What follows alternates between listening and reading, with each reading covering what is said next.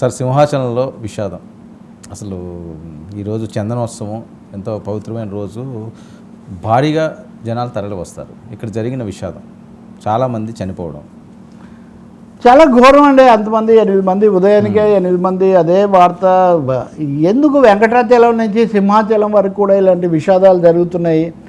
చాలా వేల లక్షల మంది సందర్శించేటటువంటి పుణ్యక్షేత్రాల్లో ఎందుకు కనీస భద్రత లోపిస్తుంది, నాణ్యతా ప్రమాణాలు ఎందుకు పాటించడం లేదు అన్నది నిజంగా దిగ్భ్రాంతి కలిగిస్తుంది. ఇప్పుడు గోడ కూలింది అంటున్నారు. ప్రతి చోట ఏదో కారణం ఉంటుందండి. ఎక్కువ మంది వచ్చారు, టికెట్ల తొక్కిడేంది, ఇదంతా. కానీ మీరు తీసుకోవాల్సిన భద్రత ఏంటి? నేను చూసా ఓ చందనోత్సవం అప్పుడు, నేను ప్రత్యక్షంగా అక్కడ ఎంత తొక్కిడి ఉంటుంది. పైగా కొండ మీద ఎంతో కష్టపడి వెళ్ళాలి. అక్కడ వెళ్ళటం కూడా 3 మహిళలు, 4 పురుషులు, ఒక కుటుంబానికి చెందిన వాళ్ళే 4. ఈ వార్తలన్నీ కలచివేసే విధంగా ఉన్నాయి. ఏదైనా అనూహ్యమైన పరిణామం అంటే అది కూడా కాదు. దీనికి ఏమని బాధ్యత వహించాలి? ఎవరు బాధ్యత వహించాలి? అసలు వ్యవస్థలు ఎందుకు కుప్పకూలుతున్నాయి?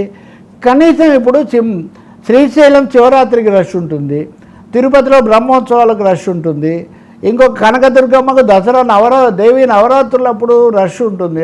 భక్తులు ఎక్కువగా వస్తారు. రష్ అంటే అది తెలిసిన విషయమే కదా. చందనోత్సవం నాడు ఆయన యొక్క నరసింహస్వామి నిజస్వరూపం చూడడానికి వస్తారు అందరూ. అది చాలా పెద్ద విషయం. ముందు ఆ ధర్మకర్తలు చూస్తారు, తర్వాత వీళ్ళందరూ వెళ్తారు. ఇది జరుగుతుంది. ఇది తెలిసి ఎంత భక్తి అక్కడ ఎక్కువగా ఉంటుంది, ఎంతమంది వస్తారని తెలిసి ఇంకొక మాట కూడా చెప్తున్నా వర్మ. అశోక్ గజపతిరాజు లేదా ఆనంద గజపతిరాజు కూతురు ధర్మకర్తలుగా ఎవరు ఉండాలి, దీని మీద బోలెడు తతంగం జరిగింది. లేకపోతే మొన్న వాళ్ళ సమావేశం జరిగినప్పుడు తెలుగుదేశం సీనియర్ నాయకులు బండారు సత్యనారాయణ ఇట్లాంటి వాళ్ళని పిలవలేదని వాళ్ళు కూడా కొంచెం బాధపడిన మనస్తాపానికి గురైన ఇది ఉంది. 3 మంత్రులతో వీళ్ళందరూ ఏం చేస్తున్నారు?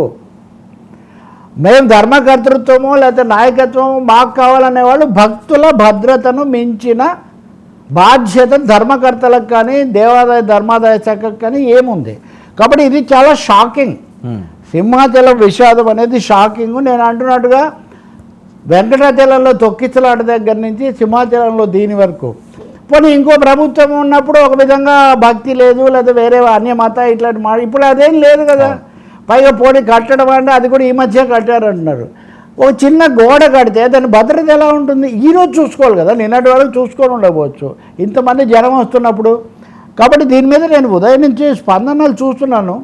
ఏదో కమిటీ వేసాము, తేలుస్తాము, అది ఇది అంటున్నారు. కానీ అది పుష్కరాల్లో అయినా, అది ఇక్కడైనా, అది కుంభమేళాలో అయినా మొన్న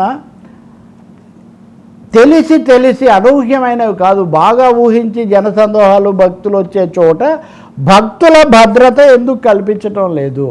ఇంకా మనం సనాతనం అన్నా లేదా భక్తి అన్నా పారవత్యం ఏం చెప్పినా కానీ ఉపయోగం ఉంది. ప్రాణాలు ఉంటే కదా భక్తి అయినా ముక్తి అయినా. కాబట్టి చాలా ఘోరమైన విషయం ఇది చాలామంది దీన్ని జీర్ణించుకోలేకపోతున్నారు. చందనోత్సవాల సమయంలో ప్రాణాలు కోల్పోవటం అన్నది మళ్ళీ జరుగుతూనే ఉంది. అది మామూలుగానే. హోంమంత్రి మాట్లాడారు, ఇంకా 1-2 మాట్లాడారు, ముఖ్యమంత్రి ట్వీట్ పెట్టారు. ఇంకా సరే, మాజీ ముఖ్యమంత్రి జగన్ వాళ్ళని పరామర్శించడానికి అక్కడికి వెళ్తున్నాడని చెప్తున్నారు. వీళ్ళందరూ ఏం చేసినా పోస్టే కదా. జరగాల్సిన ఘోరం జరిగిపోయింది. నేను అంటుంది ఏంటంటే, ఇప్పటికైనా ఆలయాల భద్రతను సమీక్షించడానికి ఒక కమిటీని వేయండి. వరుసగా 3-4 చోట్ల జరుగుతున్న ఈ ఘటనలు మనకు కనువిప్పు కలిగించాలి. అది ఎక్కడ జరిగినా ప్రాణం అనేది చాలా విలువైందండి. కాబట్టి ఆలయాల భద్రత మీద, ఉదాహరణకు ఇక్కడే కదా దగ్గరలోనే అప్పుడు రామతీర్థం అది జరిగినప్పుడు మనం మాట్లాడుకున్న విషయాలు అవన్నీ. అప్పుడు ఏమైంది? ఏం భద్రత? ఆలయాల భద్రత లేదు అంటే దాని అర్థం విగ్రహాలు స్తంభాలేనా?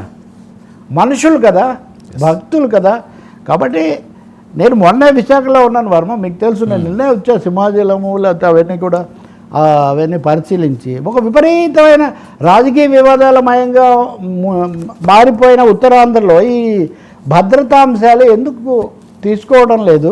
సార్, ఇప్పటికైనా కానీ మీరు సమీక్ష చేయండి, ప్రజలకు ఒక నివేదిక ఇవ్వండి. కనీసం వరుసగా జరుగుతున్న ప్రమాదాల మీద పారదర్శకంగా నిజానిజాలు పంచుకోండి. ఇంకా ఏం కొనసాగుతున్నాయి? ఎందుకంటే ఎవరికో కాంట్రాక్ట్ ఇచ్చాము, వాడు గోడ కట్టాడు. ఇప్పుడు ఉదాహరణకు హోంమంత్రి చెప్తుంటే విన్నాను నేను, అది ఇటుకలతో కట్టారా, ఇంకో దాంతో కట్టారా, ప్రమాణాలు పాటించారా లేదా, అవన్నీ చూస్తామని. ఇంక ఇప్పుడు చూసేది ఏముంటుంది ప్రాణాలు పోయిన తర్వాత? కానీ ఇలాంటివి ఇంకా ఏం జరిగాయి? అవును. రాబోయే రోజుల్లో ఏ ఆలయాల్లో ప్రధానంగా ఏం ఘట్టాలు వస్తాయి, వాటిని గురించి దృష్టిలో పెట్టుకోకపోతే మటుకు ప్రజల విశ్వాసం సార్ దెబ్బతినిపోతుంది. మత విశ్వాసం సంగతి అట్లా ఉంచండి, ప్రభుత్వం మీద విశ్వాసం, రాజకీయ విశ్వాసం సన్నగిల్లుతుంది.